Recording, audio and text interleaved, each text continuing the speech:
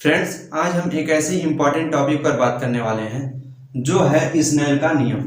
आप कोई भी बोर्ड एग्जाम का पेपर आप उठा लीजिए, उसमें हर साल ये तुम्हारा टॉपिक 5 नंबर के क्वेश्चन में या फिर 2 नंबर के क्वेश्चन में पूछता है। तो आप समझ सकते हैं ये हमारा कितना इम्पोर्टेंट टॉपिक है। तो चलिए स्नेल का नियम देखते हैं हमारा क्या है। फ्रेंड्स, यहाँ पर आपको एक फिगर दिख रहा है। यहाँ पर इस फिगर को दिखाने का सेंस केवल इतना है कि आपको इतना आइडिया होना चाहिए कि प्रकाश का अपवर्तन क्या होता है। प्रकाश जब विरल माध्यम से सघन माध्यम में जाती है तो वह अपने सीधे मार्ग में न जाकर के अभिलंब की तरफ क्या होता है, झुक जाता है। और ये हमारा क्या होता है, जो आपतित होती है अभिलंब से जो बना कोण होता है उसे आपतन कोण कहते हैं। और ये जब अपवर्तित हो जाती है तो वह अभिलंब से जो बना कोण होता है वह अपवर्तन कोण होता है। तो इसी के संबंध में स्नेल ने अपना नियम दिया था। उन्होंने देखा कि जब हम एक कलर या फिर प्रकाश किरण मान सकते हैं, जब प्रकाश किरण को हम माध्यम देखो फिक्स होना चाहिए कि विरल माध्यम हो और ये तुम्हारा सघन माध्यम हो, ठीक है, ये तुम्हारा फिक्स होना चाहिए। इसमें जब हम प्रकाश किरण को गुजारते हैं तो वह अभिलंब की तरफ झुक जाता है और ये हमारा आई बनता है और ये हमारा आर होता है। माध्यम वही दोनों रहेंगे, ठीक है।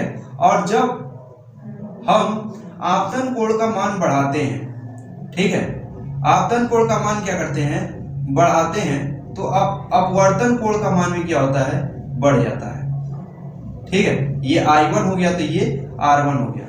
और इसी के रिस्पेक्ट में उन्होंने देखा कि जब और भी मान बढ़ाया तो अपवर्तन कोण का मान क्या हुआ, और ज्यादा बढ़ गया।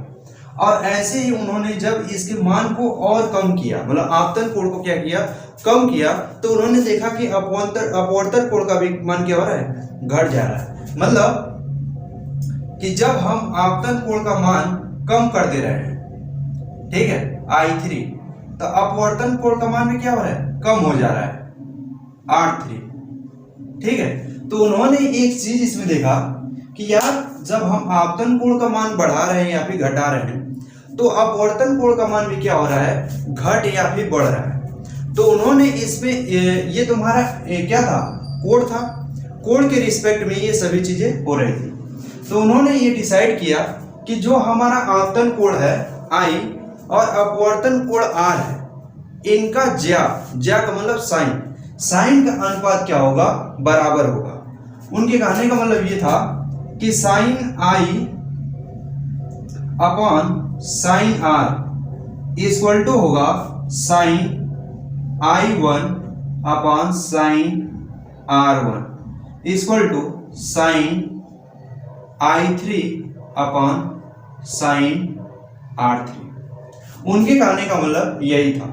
और यही इसकी रिस्पेक्ट में हम कह सकते हैं कि sine I upon sine R equal to हमारा नियतांक होगा या फिर नियत होगा। उन्होंने केवल यही बताया था। एग्जाम्पल से समझो, मान लो तुम्हारा आपतन कोण 20 डिग्री था और अपवर्तन कोण इसके रिस्पेक्ट में क्या होगा, कम होगा। तो ये मान लो तुम्हारा 10 डिग्री था, ठीक है। अब उन्होंने जब इसका मान बढ़ा दिया, आपतन कोण का मान मान लो 30 डिग्री कर दिया, तो इसके रिस्पेक्ट में ये भी तुम्हारा बढ़कर के कितना हो जाएगा, 15 डिग्री हो जाएगा, ठीक है। ऐसे ही जब मान 20 डिग्री से उन्होंने घटा दिया, मान लो 10 डिग्री कर दिया, तो अपवर्तन कोण का मान क्या हो गया, 5 डिग्री हो गया।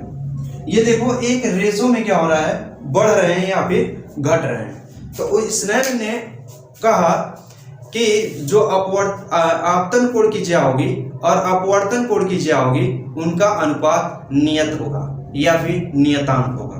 तो चलिए परिभाषा देख लेते हैं। फ्रेंड्स, यहाँ पर स्नेल का नियम क्या है कि जब प्रकाश किरण एक माध्यम से, मतलब वो माध्यम तुम्हारा विरल हो सकता है या फिर सघन हो सकता है, तो यहाँ पर है विरल माध्यम से दूसरे माध्यम सघन में जाती है तो वह प्रकाश किरण अपवर्तित हो जाती है तथा इससे बनने वाले आपतन कोण I, तुम्हारा ये कोण आपतन कोण I की ज्या का मतलब होता है साइन, तथा अपवर्तन कोण R की ज्या मतलब R का अनुपात तुम्हारे क्या होता है, नियत होता है। ठीक है, तो ये था हमारा स्नेल का नियम। लेकिन यहाँ पर एक से नोट में लिखना कि जो हमारा सघन माध्यम या फिर विरल माध्यम होगा वह तुम्हारा फिक्स होना चाहिए। ऐसा नहीं है कि एक बार हम ले लिए एयर और वाटर और एक बार ले लिए एयर और कांच, ठीक है, तो ऐसा नहीं होना चाहिए। यदि हम एयर ले रहे हैं और उसके रिस्पेक्ट में हम ले रहे हैं कांच, तो ये दोनों फिक्स होने चाहिए, यही दोनों रहने चाहिए, ठीक है, तो माध्यम फिक्स होने चाहिए। और दूसरी बात, जो तुम्हारा प्रकाश किरण होगा, जैसे वो तुम्हारा रेड भी हो सकता है, पीला भी हो सकता है, कोई भी कलर हो सकता है, तो ऐसे में जो हम कलर यूज करेंगे वही कलर होना चाहिए, कोई और कलर नहीं ले सकते हैं। जैसे हम रेड कलर अगर तो यूज कर रहे हैं, तो ऐसा नहीं है कि अगली बार हम जब एक्सपेरिमेंट करेंगे तो उसमें पीला कलर डालेंगे, नहीं, ऐसा नहीं कर सकते, वहां पर स्नेल नियम नहीं रहेगा। तो फ्रेंड्स, ये था हमारा स्नेल का नियम।